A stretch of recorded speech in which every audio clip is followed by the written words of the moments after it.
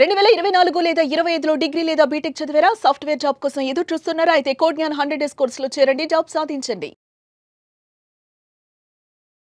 నమస్కారం ఉమా గారు. నమస్తే అమ్మా. రోహిణి నక్షత్రం వారి యొక్క గుణగణాలు ఏ విధంగా ఉంటాయి? ఎస్పెషల్లీ నవంబర్ నుంచి డిసెంబర్ వరకు కనుక మనం చూసుకున్నట్లయితే వ్యాపారపరంగా, విద్యాపరంగా, సంతానపరంగా ఎలా ఉండబోతుంది? ఏ ఏ సందర్భాల్లో జాగ్రత్తలు తీసుకోవాల్సిన అవసరం ఉందంటారు? తప్పకుండా అమ్మా. రోహిణి నక్షత్రము, రోహిణి నక్షత్రం అంటే కృష్ణ భగవానుడు జన్మించినటువంటి నక్షత్రం అండి. శకటం పంచరోహిణి అని శాస్త్రం చెబుతుంది. ఇక్కడ ఏంటంటే ప్రతి నక్షత్రం కోసం గుణగణాలు ఎంత అవసరము అని అంటే, ఈ గుణగణాలు చెప్తేనే వాళ్ళు ఎలాంటి విషయాల్లో ప్రికాషన్స్ అనేటువంటివి తీసుకోవాలి. సో కర్మ అనేటువంటిది ఈ రకంగా ఉంది కాబట్టి వాళ్ళని వాళ్ళు ఎలా సరిదిద్దుకోవాలి, లోపాలను ఎలా తీర్చిదిద్దుకోవాలి, ఇలాంటి విషయాలు తెలుస్తాయి. కాబట్టి ఇక్కడ బండి ఆకృతిలో రోహిణి నక్షత్రం మనకి ఆకాశంలో దర్శనం ఇస్తూ ఉంటుందండి. బండి ఆకృతి అంటే జనరల్లీ ఏంటి అంటే కష్టపడతారు, సేవ చేస్తారు, పోరాటం చేస్తారు, కష్టాలు ఎక్కువగా చూస్తారు, ఈవెన్ సుఖపడేటువంటి యోగం కూడా వీళ్ళకు ఉంటుంది. రెండూ ఉంటాయి సరి సమానంగా. ఇక్కడ రోహిణి నక్షత్ర జాతకులకు ఒక మాట ఉంటుందండి. అంటే జీవితంలో లగ్జరీ అనేటువంటిది కానీ సుఖాలు అనేటువంటివి కూడా అధికంగా అనుభవించేటువంటి యోగం రోహిణి నక్షత్రం వాళ్ళకు ఉంటుంది. అది యాక్చువల్లీ మనీ విషయంలో కావచ్చు, అధికారం విషయంలో కావచ్చు, ఆర్ లగ్జరీ వెల్తీ లైఫ్ విషయంలో కావచ్చు, వాహనాలు, భూములు, స్థలాలు కొనడం విషయంలో కావచ్చు. ఇవన్నీ కూడా మాట ద్వారానే, వాక్ చాతుర్యం ద్వారా అందరినీ ఆకట్టుకునేటువంటి గుణగణాలు వీళ్ళకు ఉంటాయి. అయితే ఈ రోహిణి నక్షత్రం వాళ్ళ యొక్క చార్ట్ మనం ఒకసారి గమనిస్తే అండి, జనరల్లీ రోహిణి నక్షత్రం వాళ్ళు వెరీ ప్యాషనేటివ్ అండి. అంటే ఏదైనా సాధించాలి అనేటువంటి పట్టుదల విపరీతంగా ఉంటుంది. అండ్ ఇంకో విషయం చెప్పాలి అంటే వీళ్ళు చాలా అలంకరణ ప్రియులు. అంటే వాళ్ళని వాళ్ళు రెడీ అవ్వడానికి కానీ చాలా అందంగా కనబడాలి, బయటికి నేను చాలా ఇలా ఉండాలి, అలా ఉండాలి, సెల్ఫ్ లవ్ అనేటువంటిది వీళ్ళకి చాలా ఎక్కువగా ఉంటుంది. సో దీనివల్ల ఏంటి అంటే ఎక్కువగా ఎంటర్టైన్మెంట్ ఫీల్డ్లో బాగా రాణించేటువంటి అవకాశాలు ఉంటాయి. అండ్ మోడలింగ్ కానీ, యాంకర్స్ కానీ, యాక్ట్రసెస్ కానీ ఇలాంటి వాళ్ళల్లో చాలామంది రోహిణి నక్షత్రం వాళ్ళు ఉంటారు. ఈవెన్ చాలా సెలబ్రిటీస్ కూడా రోహిణి నక్షత్రంలో జన్మించిన వాళ్ళే. అయితే ఈ రోహిణి నక్షత్రం వాళ్ళకి ఇంకొక విషయం మనం చెప్పుకోవాలి. సెకండ్ లార్డ్ బుధుడు అండి. ఇందాక మనం వాక్చాతుర్యం అని ఒక పదాన్ని ఉపయోగించాం. సెకండ్ లార్డ్ బుధుడు అవ్వడం, అది ఓన్ హౌస్ అవ్వడం వల్ల ఇక్కడ వాక్చాతుర్యం అనేటువంటిది వస్తుంది.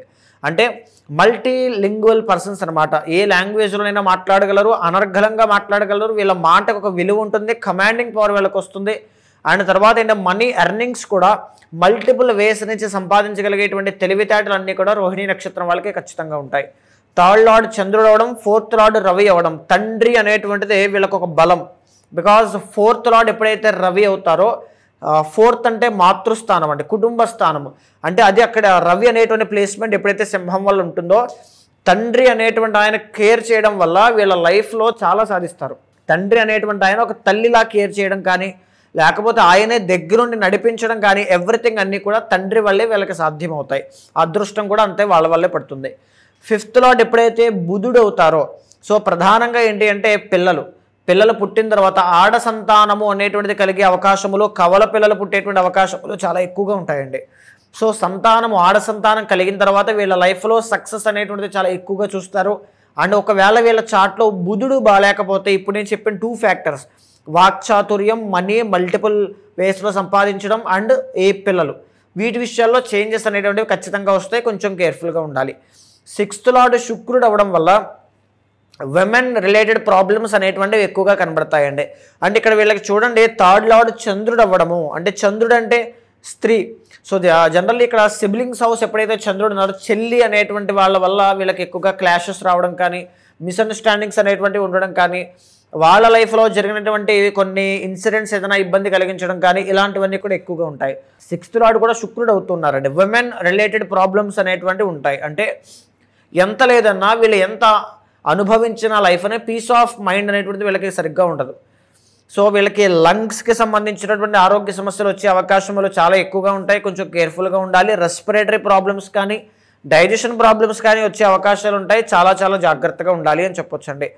7th అండ్ 12th లార్డ్ అయినటువంటి కుజుడు జాతకంలో మేజర్లీ చెప్పాలంటే డామినెంట్ బిహేవియర్ ఉన్నటువంటి వైఫ్ని తీసుకురావడం ఆర్ స్పౌస్ని తీసుకురావడం ఖచ్చితంగా జరుగుతుంది. దీనివల్ల వైఫ్ వచ్చిన తర్వాత కలిసి వచ్చినా సరే ప్రశాంతత అనేటువంటిది లేకపోవడం, ఇద్దరి మధ్యలో చిన్న చిన్న ఇష్యూస్ అనేటువంటివి తలెత్తడం లాంటివి చాలా ఎక్కువగా చూస్తారండి. అండ్ ఆ 7th లార్డ్ ఎప్పుడైతే కుజుడు అవుతారో, ఆ ఆస్తి తర్వాత ప్రాపర్టీస్ అన్నీ కూడా వైఫ్ వచ్చిన తర్వాత కలిసి వస్తాయి. 8th and 11th లార్డ్ గురుడు అవ్వడం, దీనివల్ల అవమానాలు చూస్తారు, తర్వాత అపకీర్తి పాలవుతారు, ఫెయిల్యూర్స్ ఎక్కువగా చూస్తారు లైఫ్లో. అండ్ చెప్పాలి అంటే హెల్త్ ఇష్యూస్ అనేటువంటివి ఎక్కువగా చూస్తారు. ఇందాక లంగ్స్కి సంబంధించిన ప్రాబ్లమ్స్ అని చెప్పుకోవడానికి కారణం ఈ గురుబలం లేకపోవడమేనండి. అండ్ వీళ్ళ చుట్టుపక్కల ఉండేటువంటి వాళ్ళలో చాలామంది శత్రువులు వీళ్ళ కుటుంబ సభ్యులే ఉంటారు. అది వీళ్ళకి గుర్తించే రియలైజేషన్ పాయింట్ వచ్చేసరికి చాలా ప్రాబ్లమ్స్ వస్తాయి. అది కూడా విమెన్లో ఎక్కువ మంది ఉంటారు, కొంచెం కేర్ఫుల్గా ఉండాలి. 9th and 10th లార్డ్ శని అవ్వడం అండి, వీళ్ళ కష్టానికి తగినటువంటి గుర్తింపు ఖచ్చితంగా వస్తుంది. వీళ్ళు ఎప్పుడైతే కష్టపడతారో, ఓన్గా ఇండివిజువల్గా గ్రౌండ్ వర్క్ అనేటువంటిది చేసి దిగుతారో అప్పుడే వీళ్ళకి సక్సెస్, భారీ విజయము అనేటువంటిది రోహిణీ నక్షత్ర జాతకులకు వస్తుంది. అప్పటి వరకు ఆ రేంజ్ సక్సెస్, ఆ భారీ సక్సెస్ కానీ ఏదైనా చూసే అవకాశంలో చాలా తక్కువ ఉంటాయండి. అండ్ నా ఉద్దేశం ఏంటి అంటే రోహిణీ నక్షత్ర జాతకులు అదృష్టవంతులు, కానీ వాళ్ళకి పుట్టుకతోనే నక్షత్ర దోషము అనేటువంటిది 4 పాదం వాళ్ళకి ఉంటుంది. అంటే కర్మ ప్రభావంతో పుట్టినటువంటి వాళ్ళు. సో ఖచ్చితంగా రోహిణీ నక్షత్రంలో ఎవరు పుట్టినా నక్షత్ర శాంతి ఆచరించడం తప్పకుండా చేయాలి. అండ్ అట్ ప్రజెంట్ మనం మాట్లాడుకుంటే అమ్మా నవంబర్ నుంచి డిసెంబర్ దాకా, నవంబర్ అండ్ డిసెంబర్ ఈ 2 monthsలో ఈ గ్రహాల యొక్క ట్రాన్సిట్ వల్ల వీళ్ళకి ఎలా ఉంటుంది. సో మేజర్లీ గురుబలము అనేటువంటిది వీళ్ళకి December 5th వరకు అంతగా లేదండి.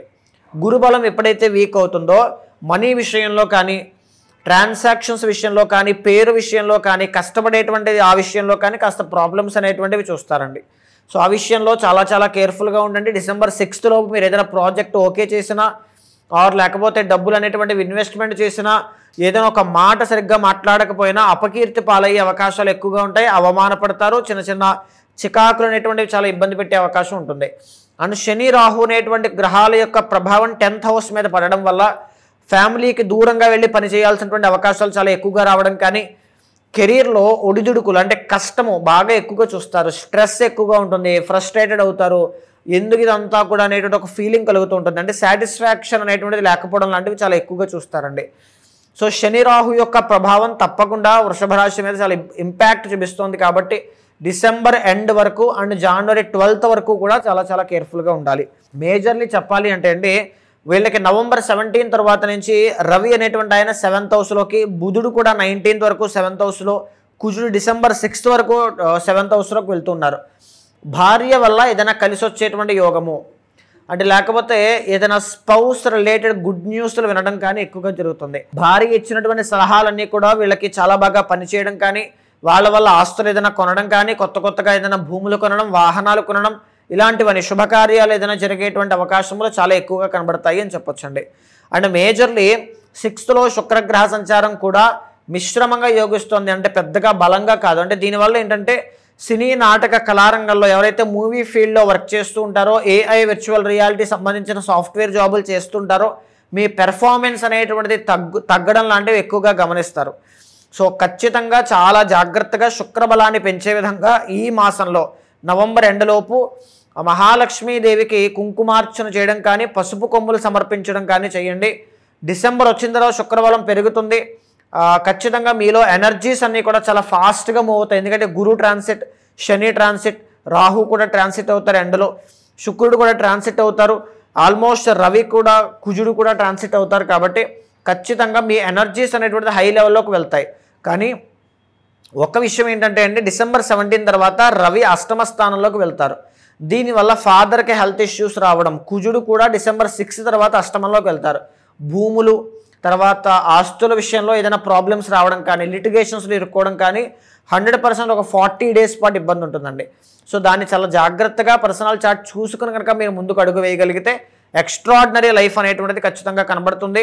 ఇప్పుడు వచ్చినటువంటి గురుబలం లేకపోవడం, రాహు శని, ఈ ప్రాబ్లమ్ని మీరు మనసులో పెట్టుకుని డిప్రెస్ అవ్వద్దు. ఈ రెగ్యులర్ ట్రాన్సిట్స్ ఖచ్చితంగా జరుగుతూ ఉంటాయి, మంచి చెడు రెండు ఉంటాయి. వాటిని ఎలా గైడెన్స్తో ముందుకు వెళ్ళాలి మాత్రమే ఆలోచించండి.